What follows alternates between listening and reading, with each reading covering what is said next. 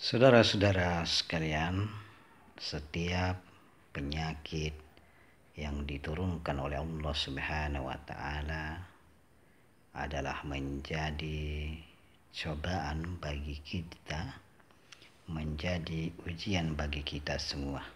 Karena selama di dunia ini tidak mungkin kita sehat terus dan tidak mungkin juga kita sakit terus. Artinya saling berganti, tapi pada umumnya apabila dibanding dengan kesehatan dan di waktu kita sakit, tentu lebih banyaklah kita merasakan sehat. Kemudian saudara-saudara sekalian, setiap penyakit yang diturunkan oleh Allah Subhanahu wa taala semua pasti ada obatnya. Namun kadang obatnya cepat ditemukan dan kadang juga lambat ditemukan. Olehnya itu, saudara-saudara sekalian, di dalam menyikapi hal tersebut, kita harus menyikapinya secara bijaksana, bahwa setiap penyakit yang diturunkan Allah Subhanahu wa taala adalah sebagai penggugur dosa-dosa yang kita telah lakukan, di samping sebagai penguat atau menguji atau menambah daya dari diri kita, mental kita, jiwa kita, sehingga lebih kuat lagi.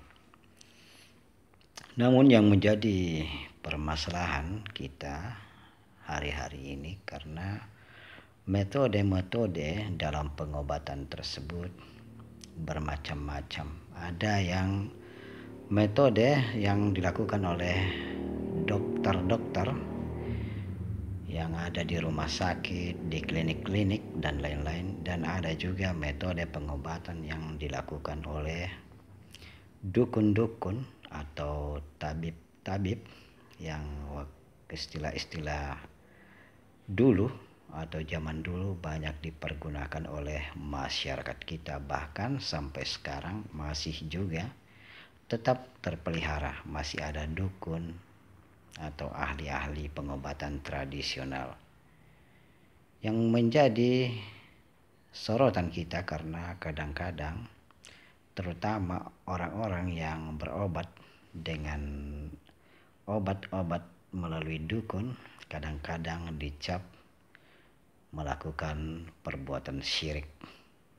Ini yang menjadi masalah di tengah-tengah kita. Karena kenapa demikian, saudara-saudara sekalian? Karena pemahaman kita tidak menyeluruh. Artinya pemahaman kita tentang pengobatan dan tujuan pengobatan dan bagaimana kita memahami tentang pengobatan-pengobatan yang kita lakukan, kita belum paham betul. Orang yang melakukan pengobatan tradisional maupun pengobatan secara modern yang seperti sekarang ini melalui kedokteran, sama-sama nilainya dan sama-sama tujuannya. Semuanya tergantung dari bagaimana metode atau tujuan yang mereka lakukan. Orang yang berobat dengan pengobatan tradisional semuanya halal, bahkan juga sangat manjur, karena kadang-kadang ada penyakit yang bisa diobati melalui pengobatan modern, tidak bisa diobati dengan pengobatan tradisional. Dan ada juga pengobatan yang bisa dilakukan, bisa sembuh dengan pengobatan tradisional, tapi tidak bisa sembuh dengan pengobatan dengan cara-cara modern. Jadi semuanya tergantung kita, saudara-saudara sekalian. Kita mengatakan syirik dengan pengobatan tradisional apabila di dalam pengobatan tersebut para dukun-dukun tersebut tidak menyebut bahwa ini adalah kebesaran Allah Subhanahu wa taala. Dia cuma perantara saja untuk menyembuhkannya. Semuanya dari Allah. Maka pengobatan ini sah-sah saja. Artinya malah bagus.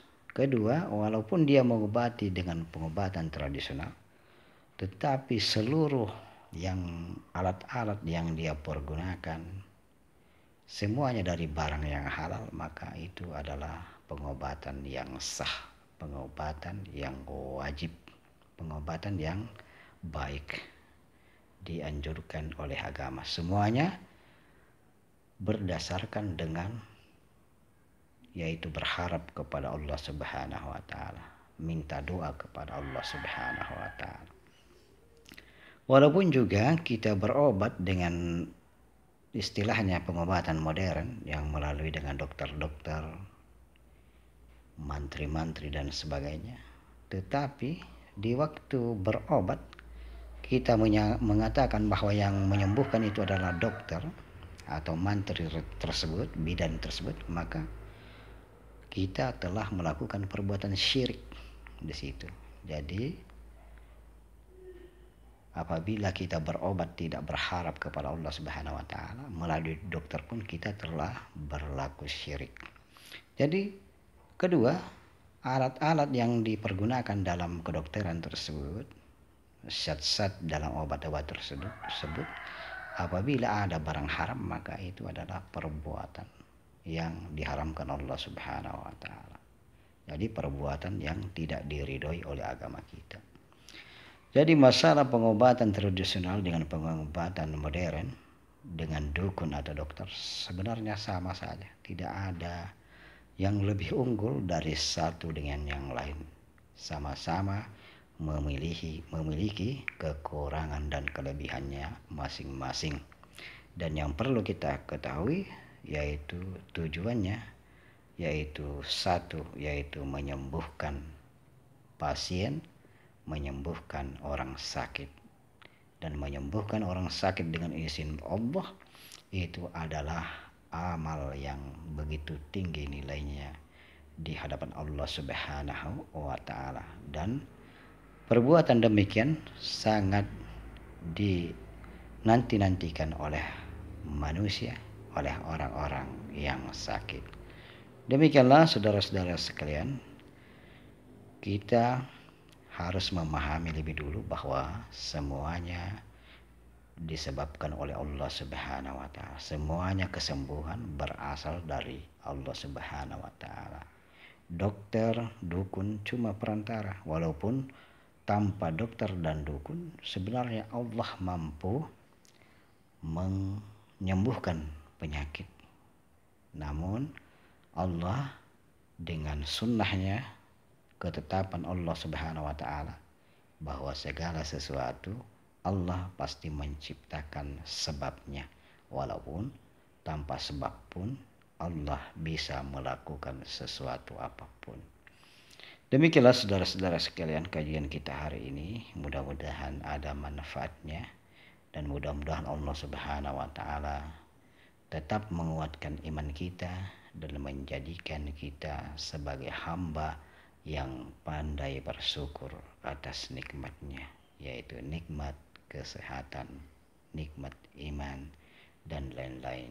Amin, amin, amin ya rabbal alamin.